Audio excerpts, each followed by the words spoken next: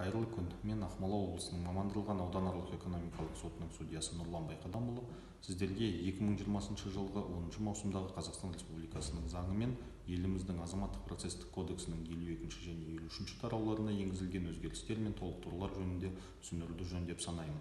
Азаматтық процестік кодекстің 52 тарауында сот актілеріне апелляциялық шағым жасау, прокурордың өтініш хаттарын келтіру тәртібі көрсетілсе, 53 тарауы апелляциялық шағым прокурордың өтініш хаты бойынша істерді қарау тәртібін реттейді. Жоғарыда аталған заңмен азаматтық процестік кодексінің 52 тарауының 405 және 409 баптарына өзгерістер мен толықтырулар енгізілсе, 53 тараудың да бірқатар баптарына өзгерістер мен толықтырулар енгізілді. Атап айтқанда, 424 баптың 6 тармақшасы 7 және 8 тармақшаларымен, 426 баптың 5 бөлікпен толықтырылса, 429 баптың 3 және 7 бөліктері жаңа редакцияда жазылған. Жоғарыда аталған өзгерістер ағымдағы жылдың 22 маусымында заңды күшіне енді.